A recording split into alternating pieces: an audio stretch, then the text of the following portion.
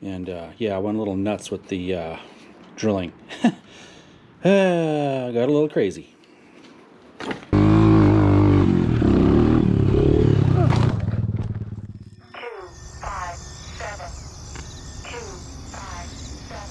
What to do with the CRF230F? A bike with so much potential to be a great bike, and it is a great bike for the right person. But as far as being a race-ready motocross bike, forget it. Without radical mods and a lot of money dumped into it, you're better off just buying a brand new CRF250R.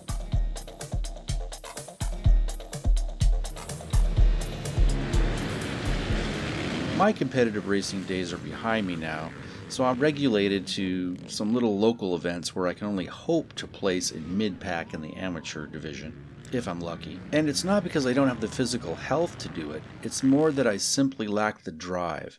The days of win at all costs are long behind me. So I picked up this little CRF 230 for a measly $500, which was a steal at the time. I did have to do a little bit of clutch repair on it, but other than that, it was a perfect running machine. A little beat up, it had seen better days. I actually did go out and race the thing as is condition. That turned out to be a big mistake. So I went back to the drawing board and I thought, how can I improve this thing? First off, the jetting and gearing was way off. The suspension was soft as a heated marshmallow in July, bottoming badly on every jump. So first, to fix the power delivery via the jetting and gearing and stiffen up the suspension was first in order to keep my 190-pound body from slamming into the gas tank again. So as you saw in the last episode, we did a complete budget fork spring, fork seal, oil job. I also decided to go ahead and splurge for the Racetech Gold valves to provide some better dampening control, as the stock CRF 230 lacks any kind of adjustment clickers on its forks. You can check out the details of the fork job in my previous video. I also replaced the stock spring with a spring from BBR, as it was hideously soft and bottoming out on everything, although not as badly as the forks. With those things now fixed, the bike was so much better. It was like a brand new bike. It certainly wasn't going to beat any CRF 250R yet, but I might give a less experienced rider a run for his money. So that got me thinking. The CRF 250R, which is Honda's full race motocross bike, which retails at over $8,000, was way out of my league. So I thought, what else can I do with the CRF 230 to make it at least somewhat competitive for motocross racing? Horsepower gains would certainly be a big start, but beyond jetting, an exhaust system, opening up the airbox, and adding a CDI box, the cost of engine work like a big bore kit, porting, larger valves, and carburetor were presently out of my budget. So that got me thinking about weight loss. Not for myself, of course, but for the bike. If I could knock off, say, 10 pounds, would I notice an improvement in the handling, especially unsprung weight down at the wheels? I'm thinking, how much weight can I lose for free? How much weight can I lose for a small amount of cash? Those were questions that became my quest for lightning the CRF 230. The CRF 230, introduced in 2003, is virtually unchanged in 2021. It's basically the same bike. There's been some small, very small incremental changes, but it's basically the same bike that came out in 2003. Mine is a 2004. They've probably sold millions of these things all over the world. It does come in a milder street legal version as well, the CRF-L. It's too bad we can't make a separate racing class for these types of bikes to get the cost of racing motocross back down to a reasonable level where it used to be in days past. The cost of racing these days has become so expensive, it's turned a lot of people off. So, is it possible to easily take off 10 pounds off this bike? How about 15 pounds? Do I hear 20 pounds? To a race car guy, 10 pounds is nothing. That's like changing a muffler or something. Honda and other motorcycle companies have been working for decades to get dirt bikes down to absolute minimum weight. Minimize the weight of these bikes with the use of aluminum and lots of plastic. The CRF weighs in with a dry weight, meaning no oil or fluids, of 238 pounds. Now that may not seem like much, but considering that Honda's newest CRF 250R motocross bike weighs in at only 204 pounds, That's 35 pounds weight differential. Not to mention the 250's 39 water-cooled horsepower on top of superior suspension versus the 230's 19 horsepower air-cooled and, well, less than stellar suspension. You can see the obvious challenge here. But then again, the CRF230 has a manufacturer's suggested retail of less than half the cost of the 250, giving you $4,000 to play with. Would investing $4,000 in the CRF230 give you a better bike than the 250? The short answer is no. But to have a rock-solid, much more simple, reliable dirt bike with 6 speeds with electric start for half the price, and maybe say a couple $1,000s invested, could you have a truly versatile performance dirt bike ready to tackle any terrain for a wide variety of riders? Maybe. That's why I'm impressed with this little bike, and I decided to take on this project. So, the first step was just taking off the parts one by one and weighing each one separately. This turned out to be a major pain, very time consuming, but I wanted to keep an accurate record of what I was doing as I was doing it. I wanted to keep a track of not only the parts that were taken off, but the parts that were replaced. So I had an accurate weight of the part before and after it was replaced with something that was lighter, like aluminum or plastic or drilled out or cut. So, some of the things that I removed completely that I was no longer going to use were the kickstand, the headlight, the air shrouds, the airbox top, the throttle push cable, the front wheel cover, and the battery hold-down strap. One of the biggest savings is, of course, the exhaust. Any aftermarket exhaust is going to save you around 3 pounds. The stock Honda exhaust weighs almost 8 pounds. The next thing is the battery. The stock Honda battery weighs over 5 pounds. A new lithium battery will save you around 3 pounds. Replacing the stock brake pedal with an aluminum one is good for about a quarter pound. The shift lever is nearly the same. You can find these anywhere from $20 to $30 on eBay or Amazon. The stock rear sprocket, depending on what sprocket you buy, will also save on the all-important unsprung weight.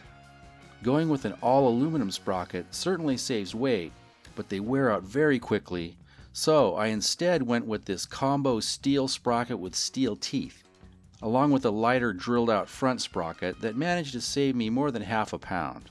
And since the sprockets were worn out, I now needed a chain, so I went with the DID X-ring chain that's not only lighter but has less drag on the engine than their regular O-ring chain. I purchased a fairly inexpensive aftermarket aluminum bling bling kit that included aluminum motor mounts, wheel spacers, chain tensioners, and several of the caps and covers for the engine, all of them way lighter than the originals. I also purchased some of what I thought were pretty inexpensive aluminum foot pegs.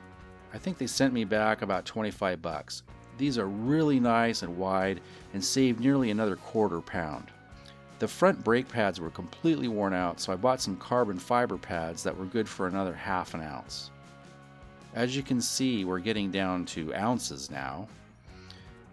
There's several inexpensive aftermarket CDI rev boxes on the market, and all of them will save you at least a couple ounces.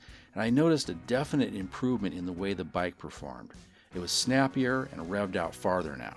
I also purchased an aluminum nut, bolt, and washer kit for around $25 and was able to replace many of the bolts that didn't require much strength. Remember, you cannot torque these down very tight. They don't have much strength. And I used Loctite on all of them, but that was good for another 3/4 pound of weight savings. I purchased all these on eBay with some careful shopping and found what I thought were some pretty good deals. I started getting a little crazy with the drilling thing, drilling out my rear brake arm and my seat pan, which turned out to be a wash because the new seat cover I bought was actually a bit heavier than the stock Honda seat cover, so no weight savings there. But it is really nice and very grippy. I also replaced the handlebars with some Pro Taper bars that I also found on eBay, used for about 25 bucks. They were not bent and they worked awesome. However, I did have to buy some aftermarket clamps for the bars, another 20 bucks, So again, that was a wash. No weight savings there, but they really work well and they really flex and help soak up the harsh bumps. Well worth it. Removing the plastic shrouds as well as the skid plate is good for about 1.5 pounds, but the skid plate is something that really is not worth you casing it on a rock and breaking your cases. Plus, it helps the bike slide over instead of hanging up on obstacles. So I really don't recommend removing that. And as far as the tank shrouds, it saves 1 pound, but without them, it just makes the bike look so butt ugly. I just had to put them back on. The next stop was the machine shop where my friend John Nagelson, who is not only an absolute genius when it comes to the fine machining of metal, but he was also an integral member of the California High School robotics team that has won 3 high school World Robotics Championships, starting in 2011. He did me the favor of drilling out my rear axle, my front axle, and the swing arm pivot bolt. That was good for about 1 pound of weight savings. In addition to John's machinist and robotic skills, he's also an avid skateboarder, motorcyclist, and car racer. He can produce everything from car parts to skateboard components to movie props. His knowledge runs especially deep in the world of sprint cars and their engines. His father Jack is a longtime sprint car racer and professional engine builder with 35 years of experience in racing and engine development. John also machined the CRF starter gear by several ounces, not an easy component to work with, as he explains it here. Half of this, or on the radius, so its rotation point, you'll draw a line as that center line, and then you'll measure these distances and make them each half, and you keep each of the linear distances that number and draw that and then revolve that. But that gives you a great idea of the cross section. So like in this component, there's this very thick heavy hub in here, and there's some weight to be taken out around there, and then this wall is pretty thick in this dimension, so we can go and relieve a bit of that. I believe on this side, maybe save some weight. Did you follow all that? Mouthful of words. But that's the process. So Yeah. not all the magic actually happens here. Where you do some of your brainstorming? Yep, this is where all the brainstorming. reverse engineering, I have an optical comparator and some other equipment that we do out in the shop, but I'll go and do my pattern work, bring it in here, and make some space somewhere, and translate physical data into a CAD CAM system, and what that kind of turns into is something like this. Many different angles and configurations that I kind of contort around and then generate these shapes, and actually generate them in the positive and then negative them out of the main body. Wow. Kind of like a casting method and form making. So once I get, something that I'm fairly happy with here, I'll go and 3D print it. Oh, was that all? So Oh, this is mere child's play, John. yeah, this is normal, right? Anybody can do this. Rebuilding the extruder because it finally clogged. For those of you that have not seen a 3D printer, this is what they look like. And so, John, you just started doing this 2 months ago, right? You just started learning. You went to a correspondence school online and online. He's learned all this in 2 months' time. Can you believe that? It's amazing. No, he's been at it for many years, as you can see. Yeah. Yeah, about 50,000 hours of logged working time since I've been 15. And that's being very conservative with it. I don't want another truth to it. I'll just keep going. So this is my personal favorite, this item here. This is John's creation. So this is a mechanical injected small block Chevrolet. Main emphasis is on the manifold. This is for the 305 Race Saver class. So it's actually got itty bitty ports, but I'm doing some things with independent idle circuits and some tricky stuff with the fuel blade or fuel nozzle that I'm not really looking to show yet. Something about polished metal shiny objects that I find strangely attractive. Now, the one thing out of this development, this has been through a couple of different revisions, some more painful than others, but I'm pretty happy with this linkage system. Sprint car engines have different linkage and butterfly. Contact John or Jack if you have any need of their services. These guys know engines. So, I suppose you want me to cut to the chase and tell you how much weight was cut altogether. But before we get there, first, I want to talk about the difference it made on the bike. Closest thing I can find. It's about a, 15-minute drive from my house. It's just a bunch of sand, but it's got some sand whoops so we can check out the fork action and just do some quick testing. It's not going to be any epic track day, but it's the only thing I've got that's close by. So here we go.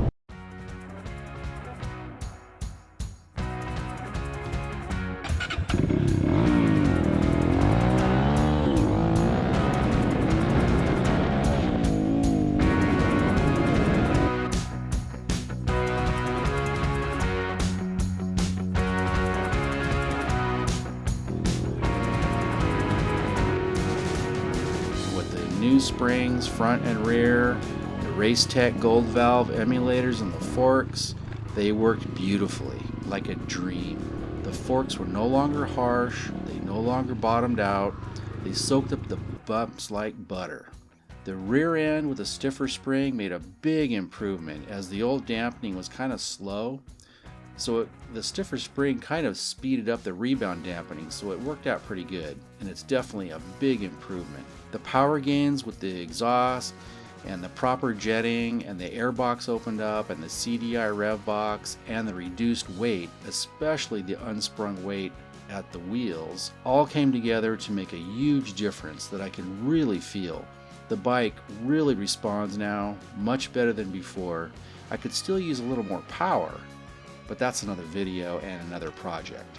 When all was said and done and all the differences accounted for between the steel and aluminum pieces, I wound up with a grand total of 16.2 pounds of weight loss on the CRF230.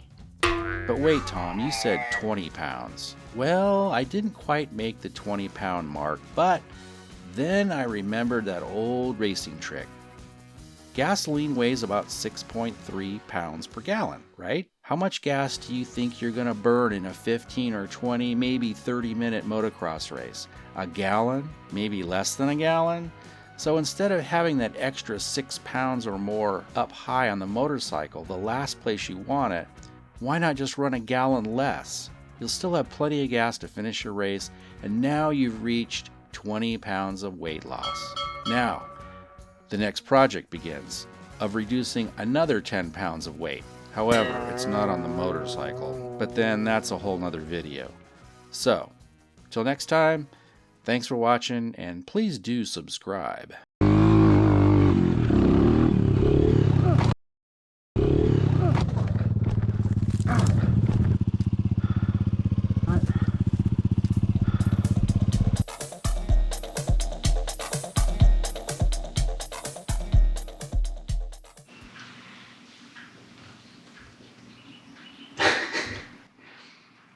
Pretty cool. GoPro, stop recording.